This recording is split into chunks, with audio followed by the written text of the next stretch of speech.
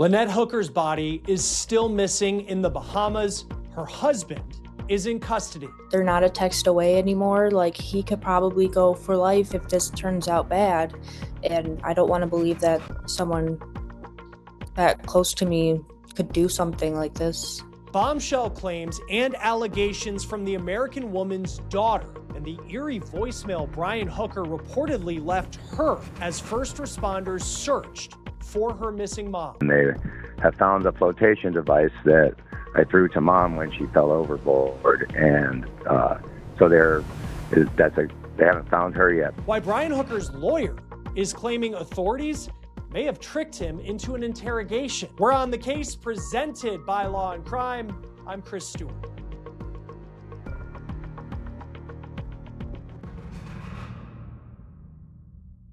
All right, we got a lot to get to because right now Brian Hooker is in custody in the Bahamas. Authorities say they found probable cause to arrest him.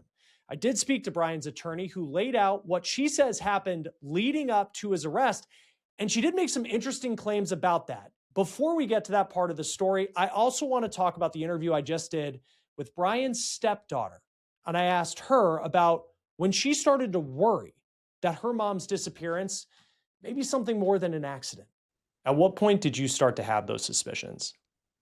At first, I couldn't even believe that this was a thing. And I didn't immediately say, oh, he did it. It took me a minute to like process everything. But it's just with previous issues, it's just hard to say that for sure he didn't do it. So Carly Aylesworth lives in Michigan, and she is the biological daughter of Lynette Hooker and the stepdaughter of Brian Hooker. Now, before we go any further, Brian's attorney has denied that he had anything to do with the disappearance of his wife, and he also denies the allegations that Carly has been making about him in multiple interviews. We're finally leaving Kima. I think we're gonna leave Kima, but It's only been 4 months. Brian and Lynette have been living life at sea for years. They bought a sailboat named Soulmate roughly 3 years ago, and they live on that boat. They sail to some of the most picturesque beaches in the world, and they do this year-round.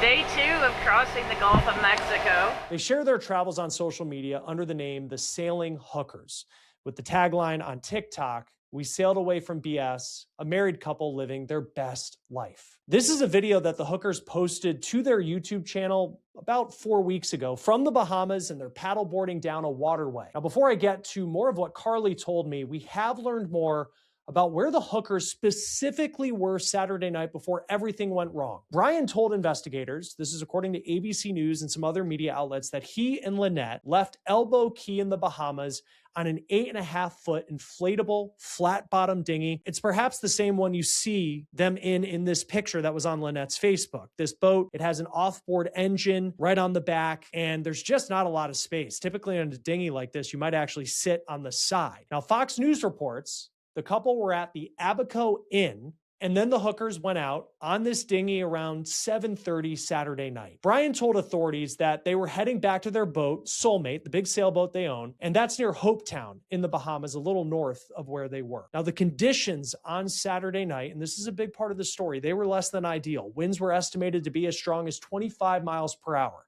Brian claims that Lynette had the keys with her, and then she fell off of the dinghy into the water, and he couldn't save her. Did he say anything about, like, kind of in that moment, like what he did to try and find your mom? he said that she was floating away, so he threw a life device at her, and then he started swimming or paddling to shore. So I don't know why he didn't drop anchor and look for her. That's the first thing I would have done, is go towards her, not away from her. Brian told authorities that he paddled for hours to get to shore himself. He made it to a marina in Marsh Harbor, Bahamas, and once he reportedly got there, and it was Sunday morning at that point, he got in touch with someone who was able to call for help, and that's when the search, he says, for his wife Lynette began. Now, this is how his stepdaughter claims Brian broke the news to her. But, like, how did he tell you that that this happened? He called me. It was about 8:30 at night on Sunday, and he told me, "Hey, your mom's missing. It happened late last night. But we're gonna come up soon, so I hope to see you. And I was just like, okay. Like, I didn't say much because I was like, what? And then he was like, oh yeah, sorry, I'm gonna search for her, bye. And then got off the phone quick. So I don't know. It was a little sketchy. So It was as if he was going to come back to the US and just kind of like, hey, this yeah, just like, happened. And but whatever, let's hang out when I come see you. And I'm like, what? Like, I don't know. That just it didn't sit right with me. It took him so long to even tell me that she was gone. So, and I don't know why he didn't go to his boat and call on the radio to other sailboats. Hey, have you seen my wife? She's missing. Because I know boaters would probably go out and help look. it is unclear what Brian specifically did once he got to shore. Carly says that Brian later left this voicemail. Hello, honey. I just got a call from Hopetown Search and Rescue, and they have found a flotation device that I threw to Mom when she fell overboard. And so they haven't found her yet, but they can now focus all of their efforts in a smaller area, and they're still out there searching today. So I just wanted to update you and let you know. I love you. I'll talk to you later. When you hear that, like, what stood out to you? Well, when he told me about my mom missing, he didn't have much emotion when he told me. It was very monotone and, hey, this happened, but now this voicemail seemed like he had a little bit more like urgency and emotion towards it. So I don't know, just I don't know. What was when you read the headlines last night that he had been arrested? Like, what was that moment like for you? I didn't like it because again, he's been in part of my life for my whole life almost. And I don't want to believe someone I grew up with did this because I care about him. But sorry. Um, but it just sucks that like two people that were so important in my life are now gone. Um, they're not a text away anymore. Like he could probably go for life if this turns out bad. And I don't want to believe that someone that close to me could do something like this. Now, at the time of this recording, Brian Hooker has not been charged with the crime. I spoke to his attorney on the phone today, and she tells me in the Bahamas, an arrest like this, it's more like a detainment at this point. And in the announcement that authorities made on social media that Brian's been arrested, local police said they had probable cause that led them to make the arrest. It's unclear what evidence, if any at all, they have at this point. Now, Carly said that she learned about her stepdad's arrest through the news. Is there anything you've heard about what kind of evidence they may have against him at this point? I think the only thing they have evidence of is just text messages stating past relationship issues and just right now it's just like hearsay instead of actual proof. But I don't know if my grandma or my mom's friend has more proof because my mom never confided in me in relationship problems as much. So, And for you, like I read that you spoke with authorities as well. I think, you know, once this story kind of broke, you were trying to get in touch with them.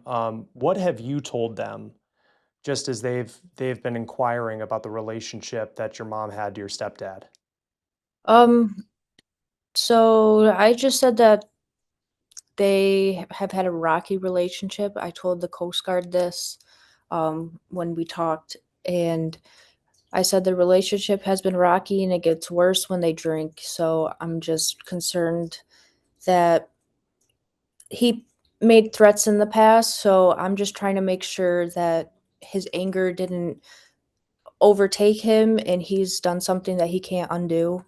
So I just want to make sure that it was just a freak accident before I think my suspicions are true. Carly has made claims that the Hookers had a history of domestic violence, and we haven't found criminal cases related to the hookers and those allegations. And it's important to point out that they are just allegations at this point. Brian's attorney has released a statement to multiple media outlets saying that her client denies any wrongdoing, and that includes denial of the allegations that his stepdaughter has made. How often did you talk to your mom as she lived at sea? Pretty frequently whenever she had Wi-Fi. They just got Starlink, I think it's called, on their boat, so they had Wi-Fi when they were in the Bahamas. So just whenever I needed advice, I'd go to my mom and talk to her, and she was helping me possibly get my own apartment one day, and she was helping me find a cheap apartment. And yeah, so she was always there for me whenever I needed it. Was there anything recently, like about their relationship, that kind of stood out to you at this point? Like now, as you've been processing everything over the last couple of days? Just, I wish I would have paid more I don't know what I could have done honestly here, but she sent me a voice message with her sounding very drunk at 11:30 at night, and she's like, "I'll talk to you in the morning." I was like, "Oh, LOL, okay, mom." And I just kind of didn't do anything about it, but I should have. I don't know. That was like a sign that yes, they've been drinking and it's a lot, and I know they were sober for about a year and a half because they knew the problems that happen when they drink. So now that it's happening more, I'm just concerned that something did happen. And I know on that Saturday night, I think authorities had said it was around like 7:30 that they went out on this dinghy. Like, do you think that they were drinking that night when, whatever happened, happened? Yeah, I do believe they were drinking. They drink every time they're out at a bar. So I do believe that they were drinking. I don't have any definitive proof though, but maybe I could call the restaurant and look at cameras. But I haven't done that yet. It's hard to get in touch with anyone in the Bahamas. Now, when I spoke to Brian's attorney today on the phone, her name is Terrell Butler, and she is based in the Bahamas. She claims that authorities may have somewhat tricked Brian into an interrogation. She told me that Wednesday night, her client was going to go out with another person on what she described as a search and rescue mission for Lynette. She didn't know who the other person was, but as he was planning to do that, the authorities, she says, asked Brian to come in for an interview. But she says that he was told that this wasn't an interview where he would need a lawyer and he wasn't a suspect in the case. This interview, she says police told him, was really just to get his help with the investigation and the search for his missing wife. Now, Butler claims that Brian was interviewed for more than 3 hours, and at the end of that interview, authorities put him under arrest. Now, Butler says in the Bahamas, authorities can hold someone without charges for up to 48 hours, and that can be extended to 96 hours as long as it includes an official suspect interview, which his attorney would be present for. Now, Brian's attorney told me that she was on Grand Bahama when we were talking on the phone, separate island from where Brian was with Lynette when all of this happened Saturday night. Brian was arrested on Abaco, smaller island, and his attorney says that Brian is being transferred to Grand Bahama. And when we were talking on the phone, she said that she was waiting on him to arrive there. In previous interviews with the media, Carly, Brian's stepdaughter, claimed that he allegedly made threats against her mom. And I asked her about that. What would she tell you about those kind of moments? I have heard from other friends from hers that she stated that it's not safe to be with him. Because when he gets angry, he can get scary and violent. I haven't seen him like full force hit anybody, but he does go for the neck and chokes. So, yeah. And you've seen that. I've witnessed him do it to his daughter before. And as far as kind of their marriage, because like you look at their lives on social media and like it's kind of cliche to say it looked perfect, but they travel to these beautiful beaches and they're living on a boat and it seems like a very carefree like lifestyle. But like, how would you characterize what their marriage was like? I think they love doing adventures, and they had fun times together, but I think there's just friction that builds up and unresolved issues pile on, and yeah, it just gets taken out when they drink. Was your mom would you say like she was happy in this marriage? Like, did she want to stay continuing to live this life on a boat and living with Brian? I think she wanted to be happy with him, but he can not make it easy sometimes. He knows how to push buttons. So I think, I don't know. I think she wanted it to work really bad, but I know that you have talked about having suspicions about his story, and what he says happened on Saturday night. At what point, from when you're kind of processing the news of your mom, like, did you think? At what point did you start to have those suspicions? at first I couldn't even believe that this was a thing. And I didn't immediately say, "Oh, he did it." It took me a minute to like process everything, but it's just with previous issues, it's just hard to say that for sure he didn't do it. The Coast Guard has opened a criminal investigation, Carly says, and she also says that she spoke with the Coast Guard. She's also telling us that the U.S. Embassy is involved in this case. What did it seem like the Coast Guard, when you spoke to them, like what they were interested in and asking about when it came to their investigation and what they're doing? When they came to me, it sounded like they were just trying to gather all the facts first before they made a decision on which angle they were going to do. They were wondering if there's a money angle towards it. Like, that's kind of what I thought too, is like, oh, look at all that life insurance floating away, and then he just paddled the other way. Like, I don't know. It just, they're trying to look at all the facts.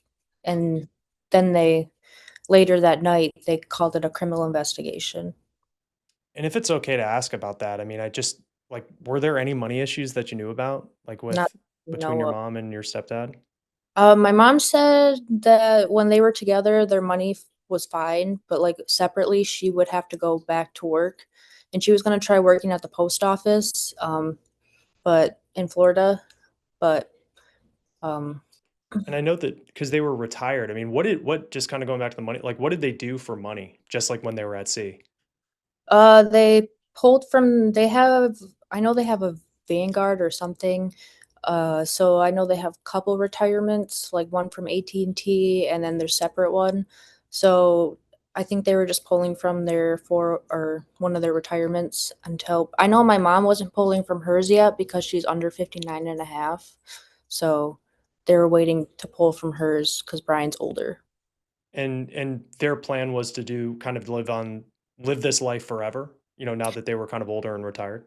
Yeah, and then maybe buy a house, like, later in life when they can't do boating anymore, but, yeah, sailing was the plan for now. And I know you talked about life insurance, and unfortunately in cases it gets talked about, but like, did they have life insurance plans that you know about? I think my mom had one because she retired from AT&T, but I don't think Brian had one because he didn't g technically retire from AT&T.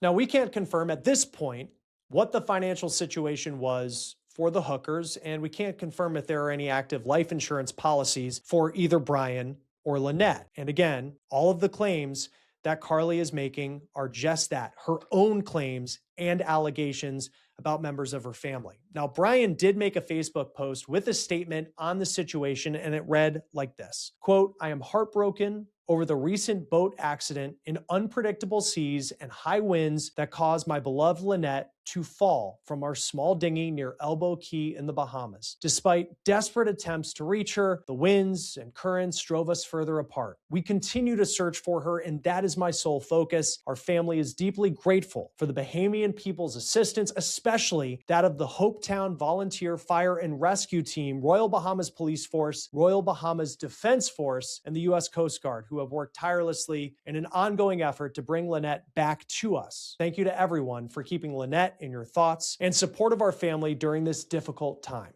That was posted on Tuesday morning. And now that, I mean, so many people have seen, your mom in the videos that they posted on social media, and they're getting to know who she was. Like, what do you want people to know about her as they start following this story?